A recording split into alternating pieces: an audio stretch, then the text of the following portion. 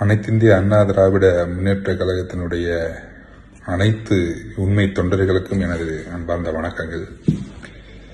ஐயா ஓ பன்னீர்செல்வம் அவர்களுடைய ஒரே லட்சியம், ஒரே குறிக்கோள், அனைத்திந்திய அண்ணா திராவிட முன்னேற்ற கழகத்தினுடைய கழக நிறுவனர் பொன்மனச்செம்மல் புரட்சித் தலைவர் அவருடைய சட்ட விதிகள் தொடர்ந்து சிறப்பாக எந்த ஒரு மாறுதலுக்கு உட்பட்டாமல் இருக்க வேண்டும் என்பதும் புரட்சித் தலைவர் எம்ஜிஆர் மற்றும் புரட்சித் தலைவி அம்மா அவர்களுடைய கொள்கைகள் எந்த ஒரு மாறுதலுக்கு உட்படாமல் சிறப்பாக செயல்பட வேண்டும்.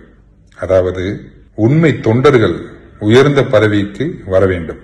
உண்மை தொண்டர்கள் எந்த ஒரு சூழ்ச்சியிலும் வஞ்சகத்திலும் ஈடுபடாமல் உண்மையாக தர்மத்தின்படி கட்சி நடத்தப்பட வேண்டும். ஒரு சகோதரர்களுக்குள்ளாக பிரிவினைவாதத்தை உண்டு பண்ணி யார் உண்மையாக இருக்கிறார்கள், அவர்கள் என்ன கூறுகிறார்கள் என்பதை காது கொடுத்து கேட்காமல் தான் சொல்வதுதான் சரி என்பத நியதியில் எடப்பாடி பழனிசாமி அவர்கள் ஈடுபட்டதினால் கடந்த வருடங்கள் முழுவதும் மிகவும் பல இன்னல்களை கட்சி சந்தித்துக் கொண்டிருக்கிறது. ஐயா ஓ பன்னீர்செல்வம் அவர்கள் எந்த நோக்கத்திற்காக இதை கூறுகிறார்?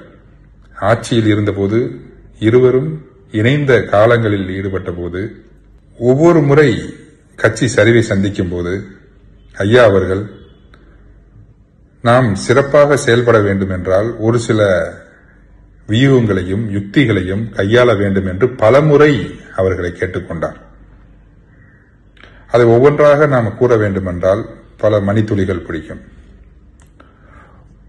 உதாரணத்திற்காக பாராளுமன்ற தேர்தலில் சரிவை சந்தித்த போது ஐயா ஓ பன்னீர்செல்வம் அவர்கள் இஸ்லாமிய மக்களுக்கும் மற்றும் ஆதிதிராவிட மக்களுடைய வாக்குகளை நாம் இழந்திருக்கிறோம், ஆகையால் அவர்களுடைய வாக்குகளை பெற வேண்டும் என்றால் அவர்களிடத்தில் நன்மதிப்பை நாம் அதிகமாக செயல்படுத்த வேண்டும் என்ற காரணத்தினால் ஒரு இஸ்லாமிய சகோதரர்களுக்கு ஒரு ராஜ்யசபா பதவியும் ஆதிதிராவிடத்தினுடைய சகோதரர்களுக்கு ஒரு ராஜ்யசபா பதவியும் கட்சியில் முக்கிய பொறுப்புகளும் வழங்க வேண்டும் என்று பரிந்துரை செய்தார்கள். அதை ஒரு சிலவற்றை அவர்கள் நடைமுறைப்படுத்தினார்கள், ஒரு சிலவற்றை நடைமுறைப்படுத்தவில்லை.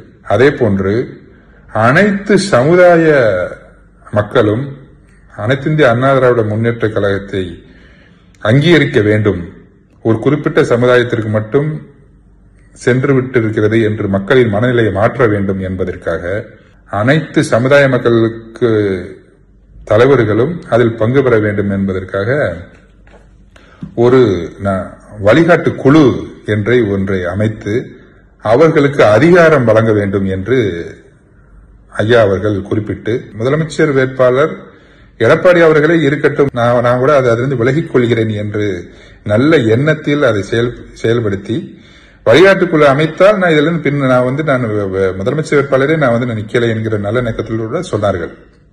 வழிகாட்டுக்குழுவும் அமைத்தார்கள். ஆனால் அவர்கள் வழிகாட்டுக்குழுக்கு என்ன அதிகாரத்தை அவர்கள் வழங்குவதை எடப்பாடி அவர்கள் நிறுத்திவிட்டார்கள். இது ஒரு சில காரணங்கள்.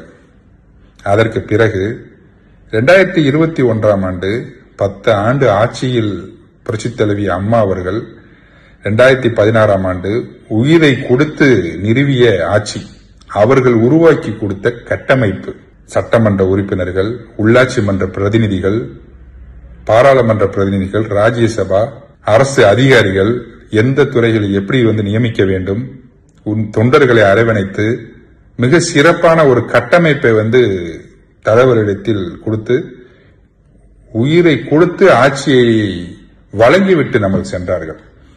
அதற்கு பிறகு ஒரு சில நபர்கள் தங்களது சுயநலத்தால் தாங்கள் மட்டுமே பதவியில் இருக்க வேண்டும் என்ற காரணத்தினால் கட்சி மிகப்பெரிய பிளவுகள் உண்டு பண்ணி மாவட்டம் தோறும் பிரிவினை செய்து தொண்டர்களிடையே பிரிவினைகளை செய்து கட்சியை ஒரு இக்கட்டான சூழ்நிலைக்கு தள்ளிவிட்டார்கள். 2021 ஆண்டு மீண்டும் புரட்சித் தலைவி அம்மா அவர்கள் ஆட்சி நிறுவ வேண்டும் என்ற ஐயா அவர்கள் எடப்பாடி அவர்களிடம் கூறி நாம் அனைவரும் ஒன்றுபட வேண்டும், எந்த பிரிவினைவாதமும் நம்மளிடம் இருக்கக்கூடாது. உயர்திரு மதிப்புக்குரிய சசிகலா சின்னம்மா அவர்களும், டிடிவி தினகரன் சார் அவர்களும், எடப்பாடி ஐயா அவர்களும், பன்னீர்செல்வம் ஐயா அவர்களும் அனைவரும் இணைந்து செயல்பட வேண்டும் என்ற தொண்டர்களின் விருப்பத்தை பதிவு செய்தார்கள். அப்போதுதான் நம் 2021 ஆட்சியில் நாம் வர வேண்டும் என்று அவர்களுடைய எண்ணத்தை பதிவு செய்தார்கள். ஆனால் எடப்பாடி பழனிசாமி அவர்கள், மதிப்புக்குரிய சின்னம்மா அவர்களும் வேண்டாம், டிடிவி சார் அவர்களும் வேண்டாம் என்று நிராகரித்தார். அதற்கு பிறகு கூட்டணி கட்சிகளை சேர்ந்த தேமுதிக வந்தால் நம்மளது ஆட்சி நன்றாக இருக்கும், அதே போன்று கிருஷ்ணசாமி அவர்களும் இருந்தால் நன்றாக இருக்கும் என்று ஐயா அவர்கள் விருப்பப்பட்டார்கள். ஆனால் அவர்களும் வேண்டாம் என்று கூறிவிட்டார். 150 இடங்களுக்கு மேல் நான் வெற்றி பெறுவேன் என்று கூறி அன்றைக்கு மிகப்பெரிய ஒரு தவறுகளை செய்தார்.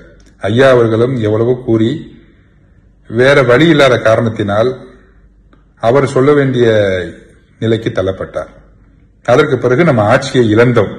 வெறும் கம்மியான இதுல 10 ஆண்டு அம்மா அவர்கள் ஆட்சியை இழந்தோம். அதற்கு பிறகாவது எடப்பாடி பழனிசாமி அவர்கள் திருந்துவதற்கு வாய்ப்புகள் இருந்தது.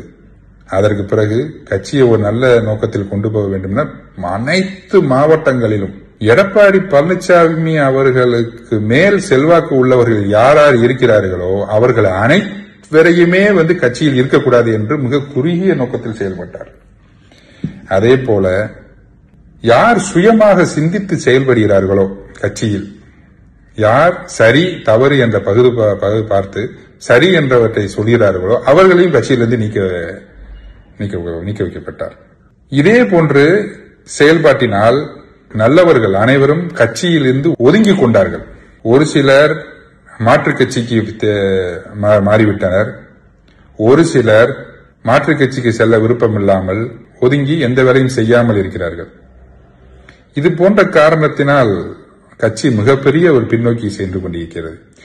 ஐயாவோ பன்னீர்செல்வம் அவர்கள் 98ஆம் ஆண்டு பரிசலவி அம்மா அவர்களின் நம்பிக்கைக்குரிய நாயகனாக உருவாக்கப்பட்டு தொடர்ந்து 18 ஆண்டுகளுக்கு மேல் அம்மா அவர்கள் ஒரு கடுஞ்சொல் கூட ஐயா அவர்களை பேசினது கிடையாது.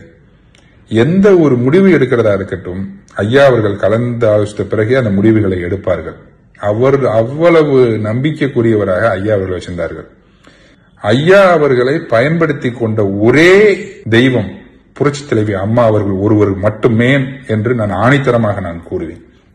அதற்கு பிறகு பொய்யான தகவல்களை தொண்டர்களின் மத்தியில் விஷமாக அவர்களிடத்தில் செலுத்தி, நிர்வாகிகளிடத்தில் தவறான கருத்துக்களை செலுத்தி, முழு நேரமும் 95% முழு நேரமும் சொந்த கட்சிக்கார தலைவர்களை எப்படி காலி செய்ய வேண்டும் என்பத ஒரே சிந்தனையில் மட்டுமே எடப்பாடி பழனிசாமி அவர்களும் அவர்களுடைய பயணிக்கும் அவர்களுடைய கூட்டாளிகளும் இதே வேளையில் இருந்து செயல்பட்டுக் கொண்டிருக்கிறார்கள். இதன் காரணம் இதை அவங்க செயல்படுத்தியதனால் திராவிட முன்னேற்ற கழகம் அம்மா அவருடைய ஆட்சி காலத்தில் 10 ஆண்டுகள் முடங்கியிருந்த திராவிட முன்னேற்ற கழகம் தற்போது இந்திய அளவில் முதன்மை கட்சியாக உருவாகி கொண்டிருக்கிறது. நம்மளுடைய சகோதரர்கள் பிரிவினைவாதத்தை கொண்டு வந்து தற்போது வரை அவர்கள் எந்த ஒரு மாற்றமுமே எந்த ஒரு இதுமே செயல்புரியாத காரணத்தினால் அனைத்திந்திய அண்ணா திராவிட முன்னேற்ற கழகம் மிகப்பெரிய ஒரு பாதாளத்தை நோக்கி சென்று கொண்டிருக்கிறது.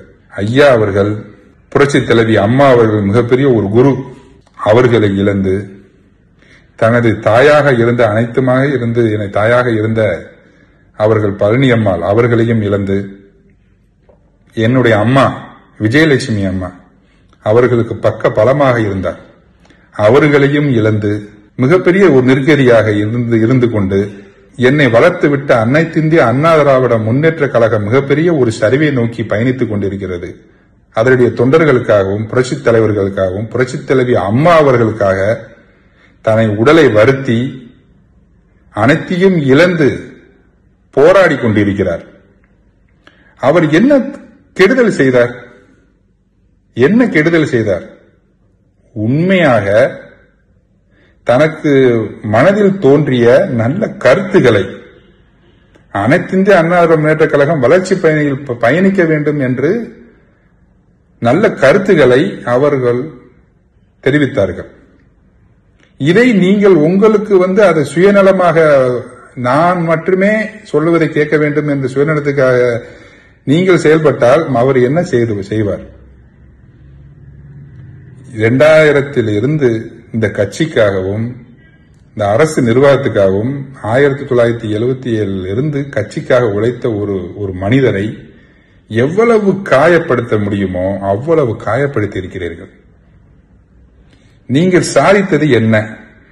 அவரை காயப்படுத்தியதால் நீங்கள் சாதித்தது என்ன? எவ்வளவு பொய்யான குற்றச்சாட்டுகளையும் ஏற்றுக்கொண்டு மிக கடினமான சூழ்நிலையில் எத்தனை முறை நீதிமன்றத்தை அணுகி தொண்டருடைய உரிமையை காப்பாற்ற வேண்டும் என்று போராடி கொண்டிருக்கிறார். இனி 2026 சட்டமன்ற தேர்தல் வந்துவிட்டது. அதை நோக்கி பயணித்துக் கொண்டு அனைத்து கட்சிகளும் அவர்கள் வியூகங்களை செயல்படுத்திக் கொண்டிருக்கிறார்கள்.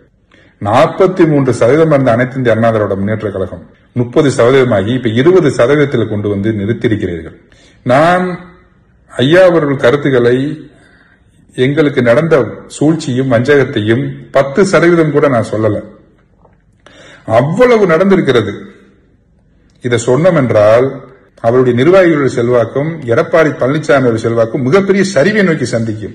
எங்களுடைய ஒரே நோக்கம் அனைத்து இந்திய அண்ணா திராவிட முன்னேற்ற கழகம் ஆட்சியில் அமர வேண்டும். உண்மை தொண்டர்கள் உள்ளாட்சி மன்ற பிரதிநிதிகளாக உருவாக்கப்பட வேண்டும். நிர்வாகிகள் சட்டமன்ற உறுப்பினர்களாக பாராளுமன்ற உறுப்பினராக இருந்து மக்கள் சேவைகளை செய்ய வேண்டும் என்பது மட்டுமே எங்களுடைய முக்கிய குறிக்கோள் என்பதை அனைவரும் உணர வேண்டும் என்பதை கேட்டுக்கொண்டு இனி வரும் காலங்களில் அனைத்து தலைவர்களும் தங்களின் மனசாட்சியின்படி செயல்பட வேண்டும் என்று 25 ஆண்டு காலமாக ஒரு உறுப்பினராக உண்மை தொண்டனாக உங்களை தாழ்மையுடன் நான் கேட்டுக்கொள்கிறேன். நன்றி, வணக்கம்.